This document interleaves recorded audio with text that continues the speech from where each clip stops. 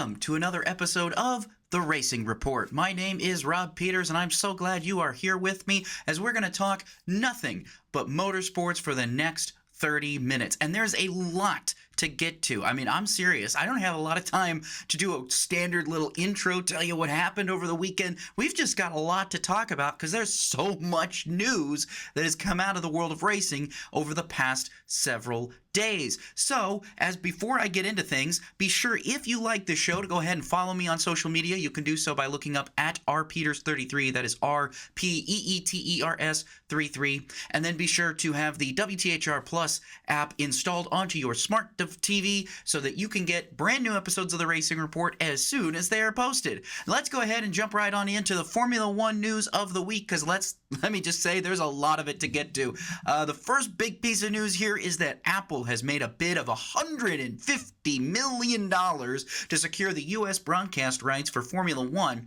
ESPN, which reportedly made an offer between $80 to $85 million, is not expected to make a counteroffer, which very well means we could see Formula One broadcast rights going to Apple TV next year. Now, here's the interesting part about that, too, as this would be an OTT stream. This would be an over-the-air thing. It wouldn't be on traditional cable television. It would exclusively be on Apple TV Plus. But as a result of this, it looks like Formula One intends to keep F1 TV going in the United States, which would basically mean that the series is available on 2 subscription streaming services. Very interesting to see what kind of revenue that looks like. But again, you can't really turn down $150 million if someone's going to give it to you, and especially since ESPN basically said it doesn't make financial sense for us to even try to match this offer. So it looks like we could be having a new place to watch Formula One in the coming year. Next piece of news, and speaking of Apple TV, Apple, which was one of the main studio behind the F1 movie that premiered a couple weeks ago, it grossed over $293 million in its opening weekend at the box office. So again, that probably means Apple is all in on ready to invest in Formula One, especially here in the United States. Meanwhile, something new that we've got to talk about here is the Cadillac F1 program. We're getting closer and closer to next season, obviously, with Formula One.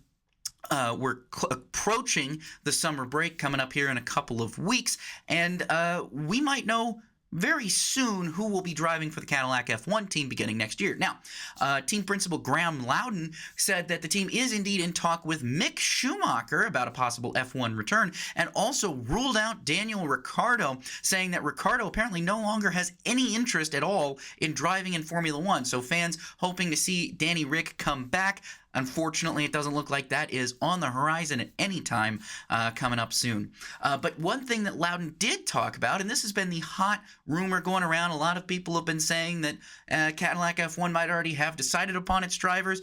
Well, that's not necessarily true, but we do know, at least from Graham Loudon, that the team is indeed in talks with Valtteri Bottas and Sergio Perez, 2 drivers who were in Formula One last year and are no longer in Formula One this year. Both drivers appear to be looking to make a return to the sport. Obviously, I think both drivers are still very good, very talented drivers that can get the job done, and it's probably for the best that Cadillac F1 goes after 2 drivers that are very experienced in that regard, like a Sergio Perez and a Valtteri Bottas. But we will just have to see. Mick Schumacher obviously being thrown around in there. I've also heard some rumor that maybe Jack Doohan wants some kind of role with Cadillac F1. Very interesting to see, but that is all for the Formula One news, and I'm telling you, we've still got a lot to talk about in other worlds of motorsport, mainly that of IndyCar. This is huge, and we got to talk about this because the IndyCar weekend in Iowa happened this past weekend, and it was not a success by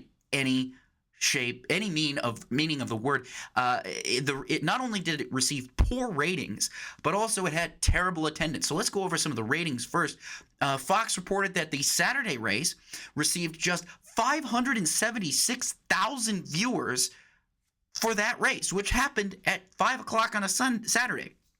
Then for the 1 o'clock race on Sunday, that only received a little bit better number, but still under 1 million viewers, looking at 719,000 viewers for the Sunday race. So in total, neither race was able to break the 1 million households mark, which is very disappointed, not only for Fox, but also for IndyCar. But here's the other thing that's crazy about this is there's a rumor going around in the IndyCar paddock that pretty much is saying that they didn't even sell 6,000 tickets for the entire weekend. And this is an insane development considering the fact that the NASCAR race weekend that's coming up here in a couple of weeks has been sold out for weeks now, almost months.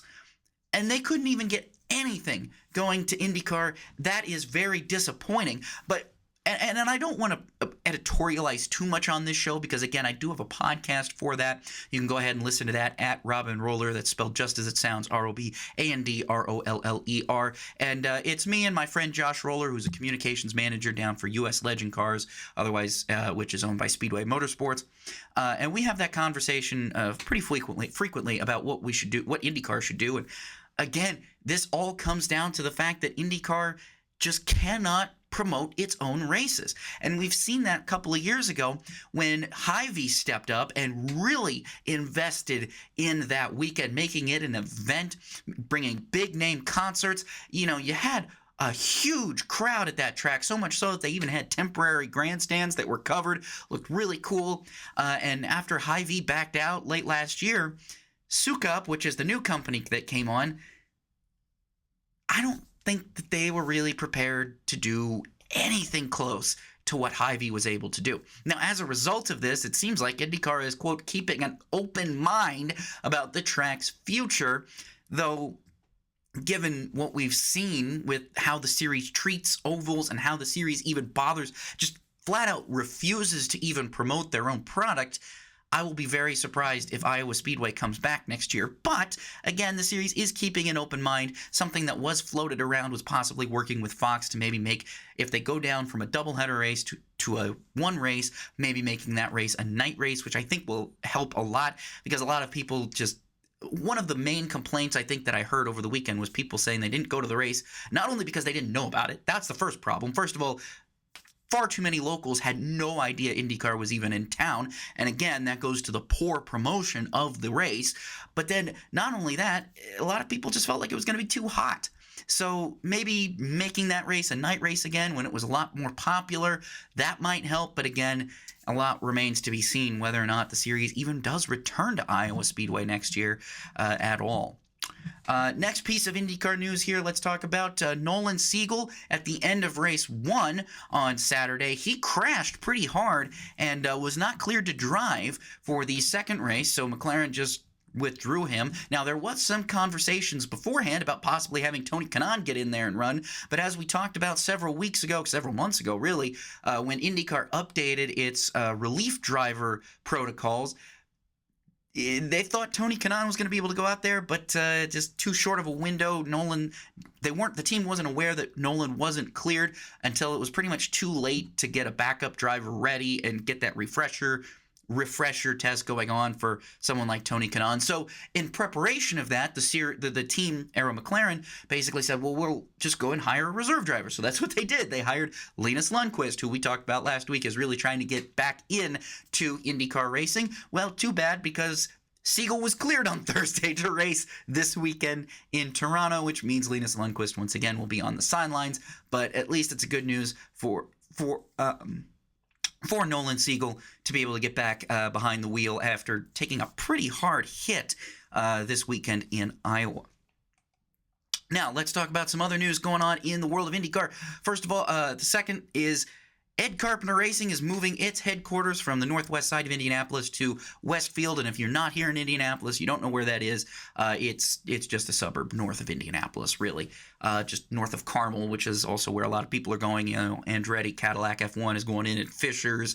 So just a lot of these teams are moving their race operations from Indianapolis, the city, to a bunch of their suburbs. Obviously, Graham Rahal moved to Zionsville, where I'm from, Rahal Letterman Racing moved to Zionsville, where I'm from, a couple of years ago, and it looks like that's just continuing to happen. But now, finally, the final piece of news here to talk about is that the hauler carrying Stingray Rob's car from Yukos Hollinger Racing, that actually caught fire while it was on its way back from Iowa Speedway along I-74.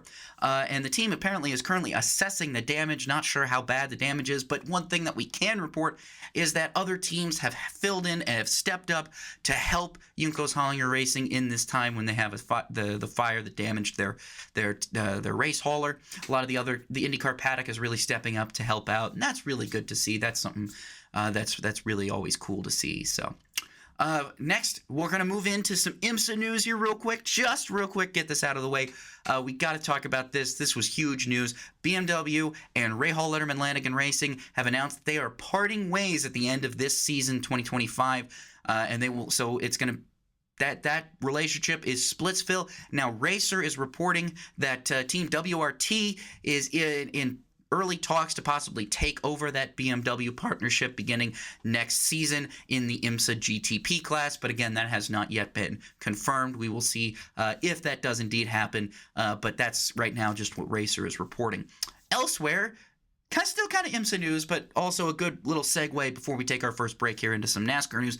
The Mazda MX-5 Cup is returning to Martinsville Speedway. If you watched that race last year, it was a lot of fun. It was really cool. Those little Mazda MX-5 Cup cars always put on a good show no matter where they are. And when you put them on an oval, man, you can't even get any better than that. But they're going to return later this year in Martinsville on October 23rd. That's a Thursday ahead of the penultimate weekend for the NASCAR Cup, Xfinity, and Truck Series weekends at Martinsville Speedway. So some pretty cool news there.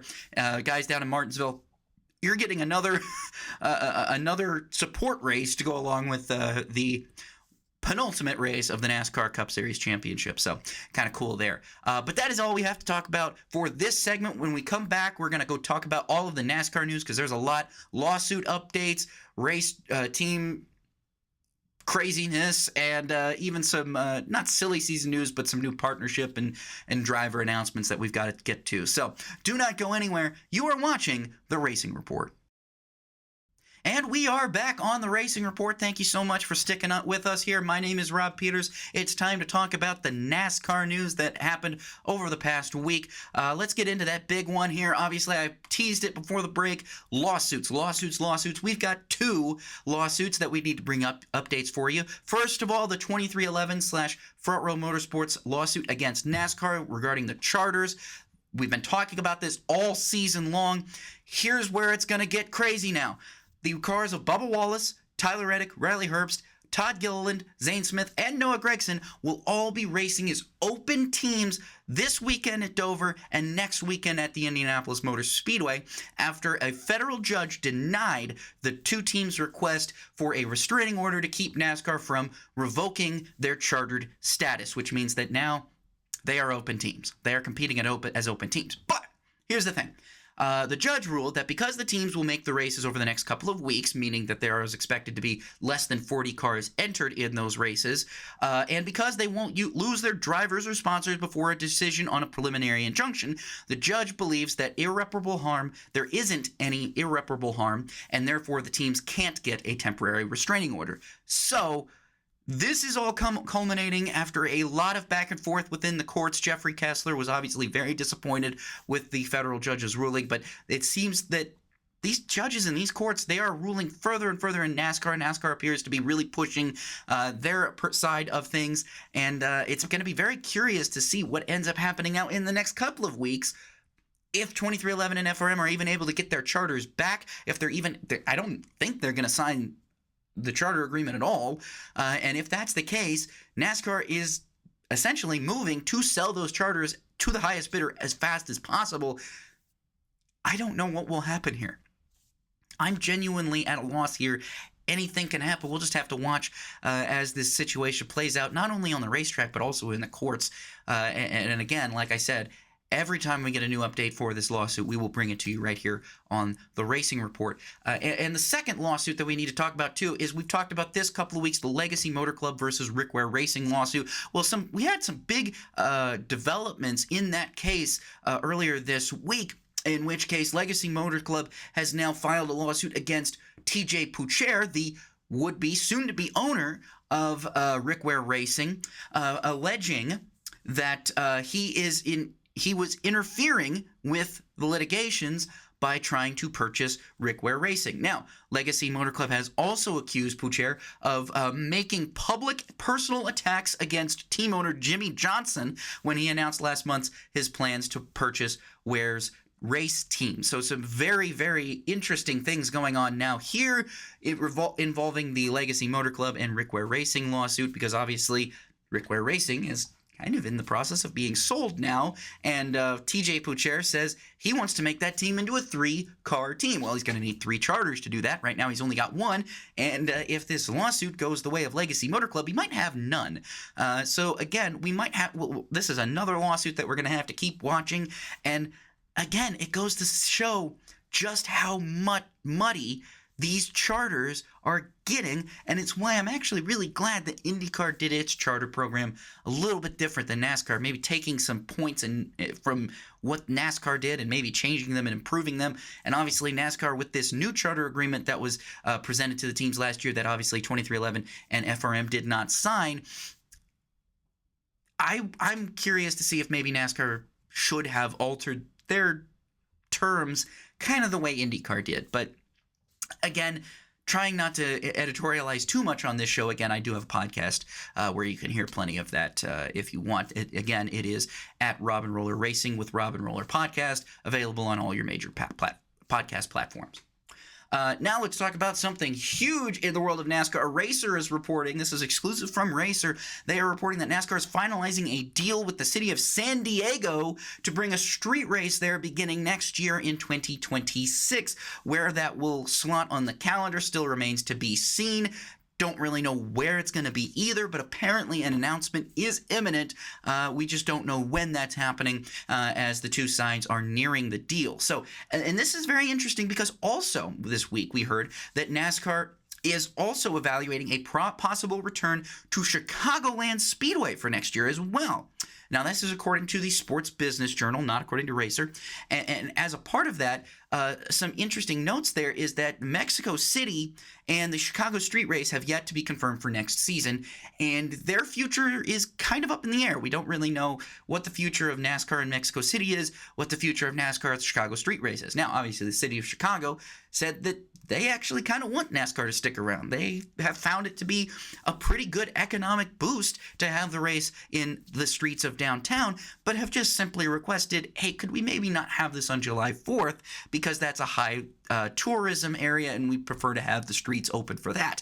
So they've requested a different date. When that date is, I don't know. What dates they've requested, again, I don't know. I don't think anybody knows right now except for the people in those discussions. So what this comes down to is the NASCAR schedule next year could look quite different from what we saw this year. And it could include the addition of a street race in San Diego, a return to Chicagoland Speedway, and maybe, who knows? Who knows what else? Maybe a return to Montreal, maybe some other things. I don't know. It'll be very interesting to see what ends up happening here in the next couple of weeks. Of course, NASCAR aims to have the schedule out by late summer, which would be in the next several weeks, or at the very least as soon as possible. So we'll have to see what the timeline is going forward on that and see where Mexico City and the Chicago Street Race slot on the calendar, if they slot on there at all.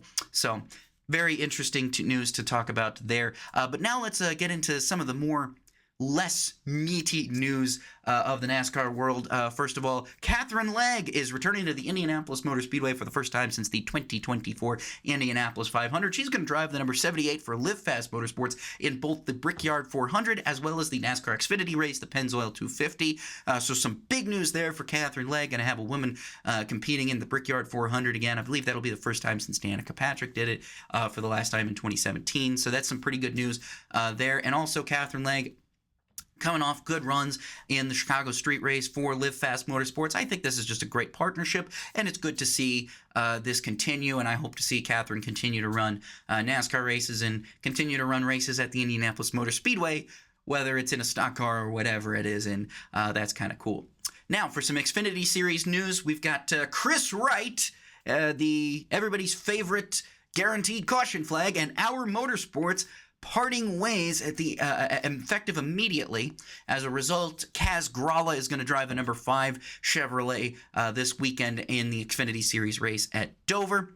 Raja Karuth will also be in that race this weekend. He's going to drive the number 32 Chevrolet for Jordan Anderson Racing. So some good news there. Raja Karuth finally getting some more Xfinity starts. Again, kind of surprised Hendrick hasn't put him into the 17 car, but hey, take the starts wherever you can get them, I say. And then, hey, fans of the Cars Tour and fans of Brendan Butterbean Queen will be very happy to see he's returning to the NASCAR Craftsman Truck Series coming up in 2 weeks' time at Indianapolis Raceway Park. He'll drive the number 07 truck for Spire Motorsports in that race. So if you're heading out there to IRP Friday night on July 25th, be sure to be watching Butterbean go around there, the number 07. There'll be a lot of other big-name drivers to watch as well, including Greg Van Alst, who's an Anderson native. He's going to be starting his own truck team that race weekend. And then, of course, we'll have a ton of Hoosiers racing that weekend in that ARCA race that will precede the truck race. And if you're curious to know some of those drivers, we do have interviews with both Brayton Laster and Presley Sora, both Indiana-born drivers, Brayton Laster being from Greenwood and Presley Sora being from Cambridge City. Those interviews are available to stream right now for free on WTHR Plus, as well as the WTHR YouTube page. Please be sure to check those out whenever you can. They're really great interviews, and Brayton and Presley are great people, and if you want to learn more about them, those interviews are available to you. So, with that being said, we're going to take our final break of the show, and when we come back, we're going to recap the races that happened this past weekend and get you ready for all the races that are coming up this weekend in the world of motorsports. So do not go anywhere. You are watching The Racing Report.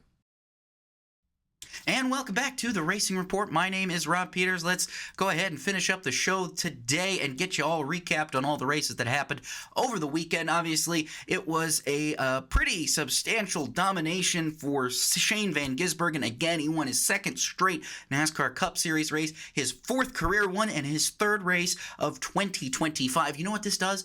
This also seeds him third in the playoffs. Third in the playoffs, despite really not being anywhere near that in the full regular season point standings. But having 3 wins definitely helps in that regard. And also something we got to talk about is just how well he raced against the youngster Connor Zilisch in the Xfinity Series race at Sonoma. That was a thrilling battle between both SVG and Connor Zilisch. And let me tell you something, if those two are teammates next year at Trackhouse Racing, I think that's going to be must-watch TV every single time the Cup Series races on a road course. You're going to just have to tune in for that. You can't miss it. It's going to be really, really, really thrilling stuff, especially after the show that they put on this past weekend at Sonoma. Obviously, Zilisch getting the best of SVG in the Xfinity race, but then SVG getting his own, getting to go back to victory lane, or getting to take the spotlight back over by winning the Cup Series race. And again, like I said, seeding him third in the playoffs, that's insane. And it's a huge, but it goes to show just how different NASCAR is now, because these teams are aware that, hey, we've got a lot more road course races on the schedule now. If we can get a road course ace that does pretty well on ovals, but is almost guaranteed to win or finish in the top 5 at a road course, we can make a pretty strong playoff push. And this is what you're seeing now with SVG being in the playoffs as a 3 seed right now. This is a huge development, and I'll be curious to see how that goes. Now, there is a legitimate possibility that SVG could make a deep playoff run given where the Roval is and given how Talladega factors into things coming up later on this year. So, I don't know, man. I'm not saying SVG is going to go to the final championship 4. I'm not going to go that far. But it is very interesting to see him really turning it up in the summer months when it needs to, and executing on the road courses that everybody kind of expected him to do well on. Now let's talk about some IndyCar races that happened this past week. We had finally a Chevrolet in victory lane when Pato O'Ward won the first race on Saturday. Now, that was set up by a series of late race cautions, obviously involving Nolan Siegel, then later Callum Ilott, and O'Ward held off Joseph Newgarden, who is at least taking this tongue-in-cheek, this terrible season. He posted a great post on social media over the week with a new book, said Joseph's horrible season or Joseph's bad season or something like that. It was like akin to his children's book that he wrote. It's kind of funny, at least he's taking it like that, because a lot of people have kind of been criticizing him for his very short answers in press conferences and TV interviews. And to be honest with you, as someone looking through that press conference transcript on Saturday for some quotes, I was very surprised to see just how short Joseph's were compared to everybody else's. He is very much keeping it short, sweet, to the point, just trying to focus on the next race and getting better, and that might be important because Team Penske, again, has been having some terrible luck this season, and it really didn't get all that better in race 2 because Alex Palou won his 7th race of the season. Yes, the season of Palou just never ends, right? You think that it's over. He's not going to get back to victory lane, surely. No, it's just a 2-race losing streak, which is crazy to say in motorsports. You know, a 2-game losing streak in literally any other sport is normal. It happens. Depending on what sport you're playing. If you're playing baseball, basketball, whatever, maybe it doesn't matter as much as maybe if you were playing football. But in racing, when you have a driver that is just so good that you could call them not winning for 2 races a losing streak, that is something in and of itself to be impressed about. And Alex Palou definitely did that this weekend. And of course, like I said, the terrible luck for Team Penske continues as they were caught out by a late race caution that basically screwed up the pit strategy for everybody except Palou. So you could say it's luck, it's skill with Palou. I don't know, but obviously Newgarden was not happy about how that race played out because he surely could have had a race victory, if not a top 2 finish, become about like an 8th or 9th place finish. Just not what he was looking for.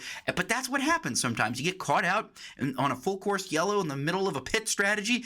That throws wrenches into people's races all the time. And it's not the first time it's happened, and it won't be the last. And unfortunately, Joseph Newgarden and several other drivers, including David Malukas, just got caught out by it. So, but hey, that is it for the races that happened this past weekend. Let's get you caught up on the races that are happening this weekend. We've got a triple header of racing in Dover, Delaware this weekend. If you're out there in Dover, be sure to check that race out. It's going to be a fun one. You got the Cup Series. You've got the Xfinity Series. You've got the ARCA Series coming out there. No trucks this year. The Truck Series will return again in 2 weeks' time at IRP. Be sure to watch that. If you're here in the great Hoosier State, make sure to get those tickets now. That's going to be a fun one coming up here in 2 weeks. But obviously, Dover's always a fun race, and I think we're going to be in for a thriller. Let's see if Ryan Truex can go 3 for 3 in the Xfinity Series race. He's going to be driving for Sam Hunt Racing, though, not for Joe Gibbs Racing. So it might be a little bit harder. But hey, who knows? It's still a strong Toyota-powered car, so maybe we'll see if Ryan Truex can get that done. And then IndyCar is heading up north of the border to Toronto. They're going to have the Ontario Honda dealers. Indy Toronto is what it's officially called. Going to have a fun race up there. Obviously, Toronto's always a thriller. Always a lot of action going on up there in Toronto. Hopefully, it'll be another good race. And then, hey, for the night owls out there, Super Formula is back in action this weekend. They've got a doubleheader at Fuji Speedway. If you want to check that out, highly recommend it. Again, the points battle there is still very tight, so highly recommend if you are a night owl, maybe checking out some of that Japanese Super Formula action from Fuji Speedway. But that is it for this week's episode of the Racing Report. Again, I really appreciate you guys tuning in. Thank you all for all your support, all of your views. It really means a lot, helps this show keep going. And again, like I said, if you like this show, don't forget, please follow me on social media at rpeters33. Please make sure that WTHR Plus app is downloaded on your smart TV. Make sure you're subscribed to WTHR on YouTube so you can get all of the latest Racing Report episodes as soon as they drop. And again, hey, I'll see you again next week for another episode of the Racing Report.